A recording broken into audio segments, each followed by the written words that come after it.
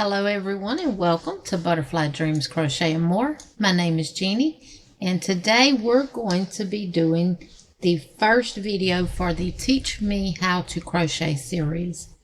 Now I know this is not looking like I'm fixing to start teaching you how to crochet because we're not.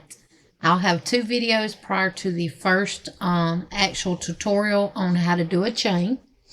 The first one is we're going to talk about the different notions and hooks and stuff like that because I think getting the basic information is just as important as you picking up a hook and some yarn and learning how to crochet. So I'm going to slide all these hooks out of the way and we'll talk about them in more detail. And we're going to talk about the notions that you see here on my table. I have some darning needles. These are hook and needle gauges. We have a pair of scissors. We have a tape measure. And we have some stitch markers. That's basically all you need for crochet. Now this does not cover knitting. This is crochet only. So you need a tape measure because a lot of your patterns will require you to do a gauge. Once you learn how to read a pattern, they will require you to do a gauge where you will work up a swatch and you'll measure it and make sure it matches what they got. And if it does not, then you will either go up a hook size depending on your tension, or you will go down a hook size depending on your tension. And we'll learn that throughout the Teach Me How To series. Next, you will need a pair of scissors. Now, you can buy fancy scissors if you want to. You can have the most expensive pair of scissors, but these are Dollar Tree scissors, and I love them. They're small. They cut really well. They stay sharp pretty good. And also, you can put them in a notion pouch and take them on the go with you. The next are your darning needles. Now, darning needles come in all different sizes, different shapes. This one, you do want to make sure you have one that has a big eye. That way you can get your thread through the eye, your yarn through the eye. This one has a bent end. This one is really, really good for when you're doing a seam, when you're putting pieces of crochet garments together. It helps to get in those stitches a lot better because it's got the bend on the end. But you can also use this one for weaving in your ends as well. And you'll learn about that as we go along. Now this one is often referred to as a wool needle because of how the tip of the eye is made. It's like a little piece of, kind of feels like fishing line type stuff. So it is straight, it is aluminum, and these are clovers. The red ones were too. So this is that one. And then you have just your regular blunt end with a big eye. And this one's kind of short, but it works wonderful too. And then this one is a acrylic needle. Now I do like this one. It has the big eye and it's acrylic. And it's not per se a blunt end, but it's not pointy either. And it does get underneath your yarn really easy. The next thing is your stitch markers. Now you can have fancy stitch markers like this that are made by people in the crochet community, or you can simply have these little plastic safety pin type stitch markers that work really, really well. And as you can see, they come in a multitude of different colors. And these are the lobster class that open up like that. And I do like these. This is one that came with a hook that Sis V made. And this is some that I have made for my channel because of Butterfly Dreams Crochet and More. So I'm going to set those to the side. Now this is two types of knit and hook gauges. This one is a knit needle gauge. You can't measure your crochet hooks with this one, and I will show you why. If I take this crochet hook, and I know it's a 6.5 millimeter, that will fit through there like that, but it's hard. So you may be able to use it with some hooks you may not be able to. So let's see. It depends on the shape of the head. Yeah, see, I'm not even going to try to get that one through there. I might not be able to get it back out. So normally when you see them with just the round holes, those are for your knitting needles.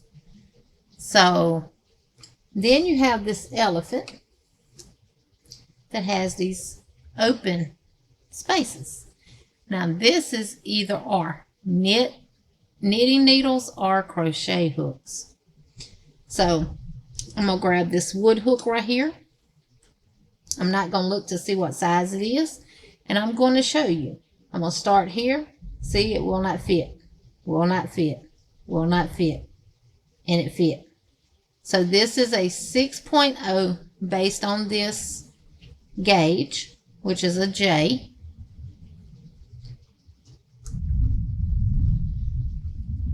Which is a J. And that is exactly what it is. A J10 6.0 millimeter. So this crochet and knit gauge has a cutter on it that you can utilize to cut your yarn with. So you can throw this in an ocean pouch, take it with you, and you can cut your yarn and not have to worry about it, especially if you forget your scissors, right? All right, let's bring in our hooks. There are two types of hooks. You have those that are referred to as inline, and you have those that are referred to as tapered. And you have plastic hooks, you have steel hooks, you have aluminum hooks, and you have resin hooks, you have interchangeable hooks, you have wood hooks, and you have hooks that are made out of other material as well. And I've got a variety of hooks here to show you. This first one that you see here is a steel hook. And it is a size 12 Hero. And these are made, this one was made in England. This is a very old hook. And as you can see, these are very tiny. These are hooks that you would use with crochet thread, like a number 10, number 20, number 40, and so forth. These are normally used to make like doilies and lace work. So that is what that hook is for. And they come in a wide range of sizes. Now this next hook is a clover. I absolutely love my clovers. And this one is considered a tapered hook, because the barrel gets smaller and then goes to the head. This is a inline hook, and this is a Susan Bates. Now what is the difference? The head of your hook is level with the barrel of your hook, the shaft. This one is not flat or level with the shaft of the hook. And I use a piece of paper to demonstrate that. Have a stiff piece of paper here. And what I like to do is put this card right at the tip. I had to push my glasses up. Right at the tip of that hook. And you see, you get a gap. Now if I lay it here, you're still going to have a gap.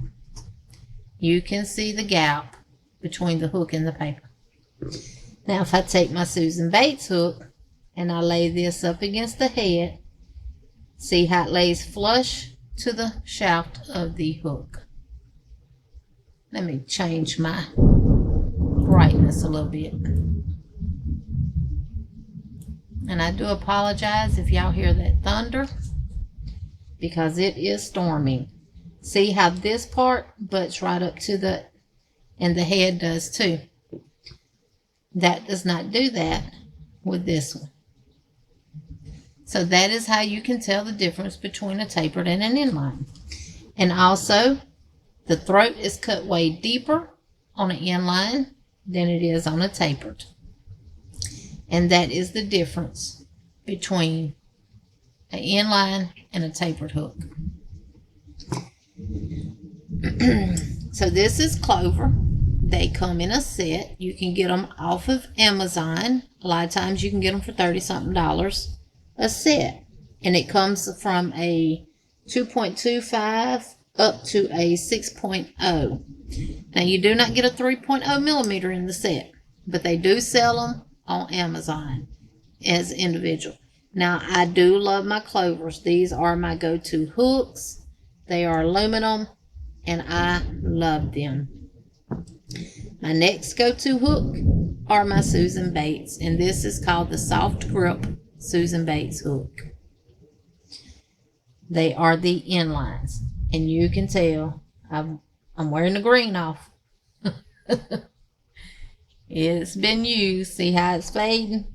Yeah, that lets you know that hook's been used. These are some hooks that I got off of Amazon, and I will leave links to all these hooks where you can get them from in the description box of this video. Now this one is a 5.5 or an I9. Now these, we like to refer to them as Colgate hooks because they remind you of the Colgate toothbrushes. These are tapered. They're shaped like this one. These are really, really good hooks and would make wonderful starter hooks for a new beginner crocheter. They are really good if you are a knife holder or if you are a pencil holder. And we'll have that discussion a little later too. This is also a clover, but these are referred to as the Clover Soft Touch hooks. They are more flat than rounded. They do have the same type of head. These are both 6.0 millimeters. Some knife holders may not like this because of it being a short hook. Because if you're a knife holder and you have big hands, it could hit in the palm of your hand, which after a period of time could cause some problems and start causing some little pains. If you're a pencil holder, it does pretty good. And that one is a little more on the flat side. Then you have these boy style hooks, which are also tapered. Different size head, but they're made on the same level. Now, this hook is a 5.0. And this is one that I put polymer clay on and baked it and then put a coat on it. And that's why it shines. I took a regular aluminum hook and made it ergonomic. That's what adding the polymer clay to them does. It takes a regular hook like this, just a straight hook, and turned it into an ergonomic hook. And I do use this hook. Then you have wood hooks. This is made out of bamboo. This is a Knitter's Pride that I got from Hobby Lobby. I think I paid $1.99 for it. It does seem to look like it might be a little bit curved right in this area. That's fine, as long as this is not messed up. I have worked with this just to try it, to make sure that the wood is not going to snag my yarn or my yarn get caught on it anywhere. And I have not had that problem with it. So these are really, really good hooks as well. Then you have your plastic hooks. Now they come in different shapes and sizes. And now this is a Susan Bates plastic hook. let me turn the brightness down a little bit because that's blowing that white out. There we go. So this is a Susan Bates plastic hook, and it's an 8mm. There we go, 8mm L, size L. And I will not be able to put anything on this because of being plastic, because once you put the polymer clay on there, it does have to bake. But I'm able to work with this hook without it being turned into an ergonomic. It's got a nice feel to it. I like how it crochets.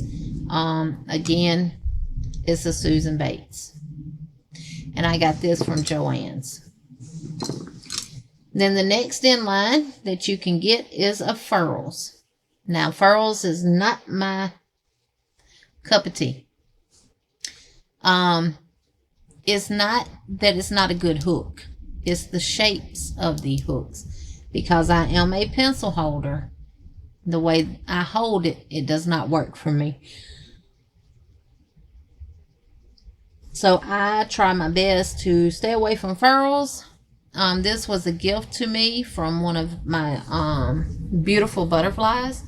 And I use it. Now, don't get me wrong, I do use it. And I'm trying to get used to it because look how pretty it is, y'all. It's purple and gold.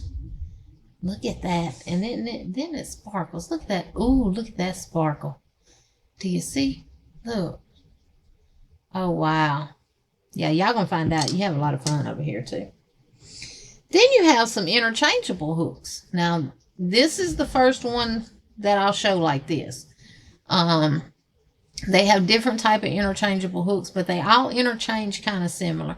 Now, this is a Susan Bates interchangeable hook that they came out with. And what I like about it is this one came with a 6.5 and a 6.0mm head. You just simply push in, turn, and pull it out. You pop your other one in, you put it in, turn, and you got it. Now, I did find out that you can order the other sizes that you need for this from Joann's. I got this one on clearance. Now, it did not come with these. I purchased these. This is a separate pack. You're wondering probably, what is that? This is a cutter. It has a blade in the inside, and you can utilize it to cut your yarn. And when you're not using the cutter, you simply stick it in and turn it, and it's locked in place. Also, if you don't want to throw your hook in your bag and worry about it getting caught on your yarn, just simply stick it in with the hook in first and turn it. And there's your hook and your yarn cutter. Not sure if they would allow this on an airplane, but this may be something that they would allow for you to take on an airplane. And you can have your hook and your cutter. Or you can have an extra hook size. Just like that. So, but I will keep the cutter in there. I have used this and I actually love it. Even though it's kind of big, it's real lightweight too. It's not heavy. You would think it would be heavy because it's so bulky, but it's not. And I can really, this right here does not bother me. This part here does not bother me. And I like how the shaft is more solid back here compared to this. And they did stick to the same colors. This one's just worn out, yeah. This is a 6.5 too.